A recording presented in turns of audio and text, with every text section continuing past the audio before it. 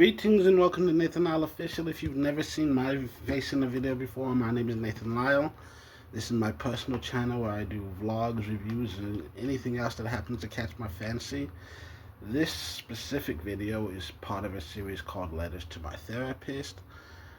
I can't afford therapy right now because my job doesn't pay enough.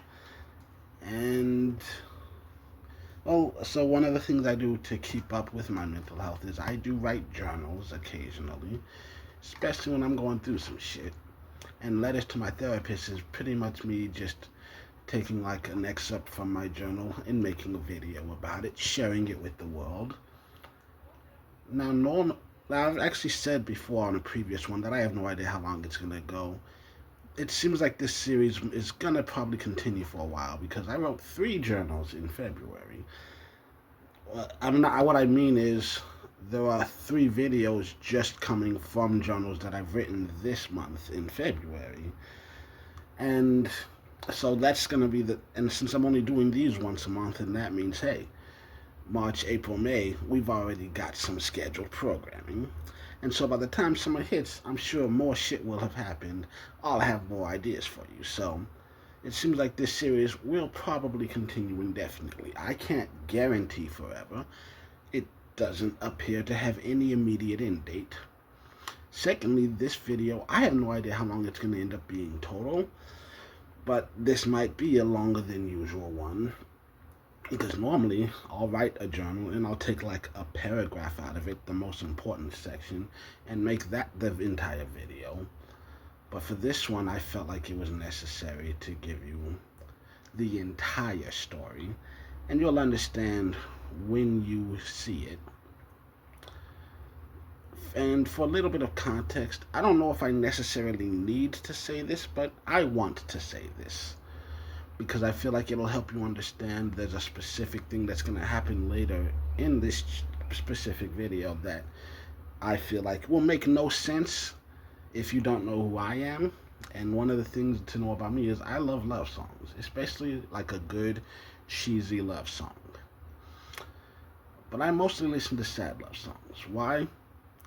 Because, when you hear someone else talking about something that they're going through, and it's something that you've also been through, and you can relate to the things they're saying, and it definitely feels better. You feel like a connection to this other person, knowing that someone else has gone through the same pain you're feeling, and they've come out on the other end. And that's why, especially when I'm feeling like shit, I cannot listen to a happy love song, unless I just want to cry. Because like one of my favorite love songs ever is This I Promise You by NSYNC. One of the best love songs ever written, ever recorded. If you've never heard of it, just stop everything you're doing and listen to that now. It's an amazing song, but I rarely ever listen to it, because every time I listen to it, it makes me want to cry. Because every time I hear that song, I hear the words, and I can't help but feel like no one is ever going to feel that way about me. So with that in mind, enjoy the video.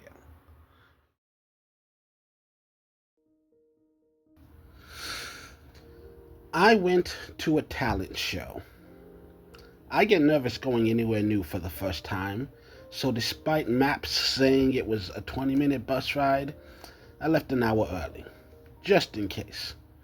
I got there 40 minutes early, and the venue was a 2-minute walk from HEB, so I got some sushi and a Snapple and sat in an empty lot eating. Could I have gone inside? Probably, but I didn't want to. I wanted to sit here alone, eating sushi and crying as I regretted every decision I ever made in my life. Then I listened to a couple of Heights songs, Still Alright by Joyner Lucas, and then Ride of Your Life by John Gregory. I've been saying for years that every building I walk into, there's a chance I could meet someone who will change my life forever. But I didn't expect it to actually happen. There were a bunch of people inside, including one very beautiful lady. She was very friendly. She introduced herself to me, and we talked briefly. I spent the rest of my night using every ounce of strength in my body, trying not to stare at her. And I was failing miserably. Now, the venue we were at, they had a big window on the side of the building, and as the sun was setting, I noticed how beautiful she looked wrapped in the glow. I don't believe in love at first sight, but maybe love at seventh sight, okay? Anyways, while everyone else was performing, I kept glancing over at her. And from my perspective, it appeared as if she was glancing at me too. It felt like every time I was looking over at her, her eyes seemed to point in my direction. When she did her performance, she spent half the time staring at me, and I was wondering if it was just my imagination, but I saw at least 3 people turn to look at me because they were wondering why she was staring over here so much. I didn't just dream this up, did I? I wasn't imagining this. I almost didn't perform. I wanted to throw up. It's one thing to perform for a bunch of strangers. It's something else entirely to perform in front of someone you might potentially be vibing with. Are we vibing? Is that what's happening? Was she really looking at me that much? Maybe she just caught me staring and was only looking to see if I was looking again. Also, she came with someone, a guy. They look enough alike, I could believe you if you told me they were siblings. Or maybe he's her gay best friend. I mean, she just moved to the city last year. Maybe he's the only person she knows and she drags him everywhere because she's scared to go alone. Or maybe I should just grow up here and fucking ask. Nah, that would be the easy thing to do. My brain doesn't like it when I do things the easy way. Well, long story short, she gave out her phone number. To everyone, not just to me. I was too scared to put it in my phone because I was worried about looking too eager. But I reached out anyways, sent her my number, and to my shock, she texted me back. And we had a lovely conversation. Does it mean anything? As of writing this, I don't know yet. Maybe this is the love of my life. Maybe this will be a video we show our kids one day.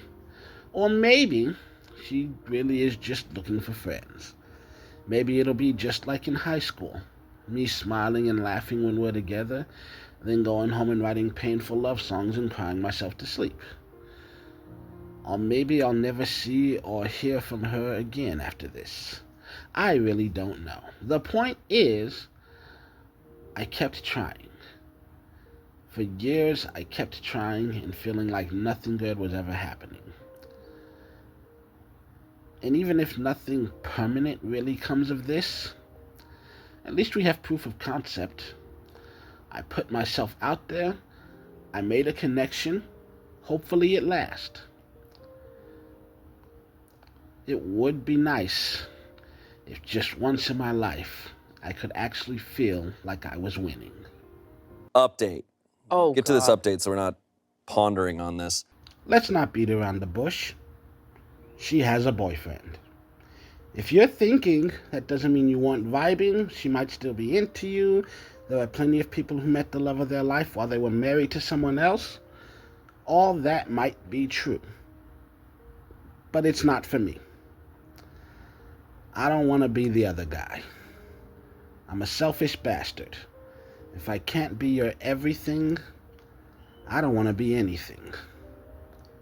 From my perspective, a girl with a partner, spouse, mate, whatever you want to call your significant other, she might as well have a dick. I don't want to have to fight for your attention. I want someone who loves paying attention to me because she just finds me so absolutely fascinating. So I did what I had to do. I put NSYNC on repeat, cried my eyes out, ate some soggy tacos and cold pizza, then I slept like a baby. It's been a couple of years since I cried that hard. It felt good. Really clears out the sinuses. Sometimes what we need most in life is a good cry. Get out all the sadness you've been dragging around. Then I took a day to rest and relax, and when my emotions had calmed down, I evaluated my life. I didn't show up to that event looking for a girlfriend, always hoping to find one, never really expecting to find one. I went there to push myself out of my comfort zone. The sole purpose of me going there was to perform on stage, and I did that. I went there knowing I would meet new people, and I did that. I said hi to a lot of new people. And I went there hoping that I could maybe make a new friend. That one of those many new people I met would be someone I could connect with, have conversations with, someone that I could genuinely enjoy their company. And I did that. I made a friend. I have no idea what my life will look like 40 years from now, but I know that my life today is better than it was yesterday. I met someone who I genuinely connect with, someone I have amazing conversations with every single day. And I'm not going to make the same mistakes I made when I was younger. I'm not going to throw away something great just because it's not as perfect as I wish it could be. Don't cry over what you don't have. Celebrate all the things you do have. Is there a hole in my heart? Sure. But that's not any new information. That's been there for 35 years. Just because a wound stops hurting doesn't mean the scar disappears. You know, I remember when I was a teenager, people would always tell me how much better life would be when I got older. And it always pissed me the fuck off. I absolutely hated that shit. And I would always respond with absolute conviction how wrong they were. I would tell them that it does not get better. Life is always gonna suck. But the longer we live, the more we experience, the easier it becomes to handle all the bullshit.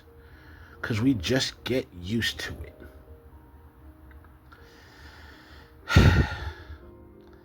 I hate how right I was.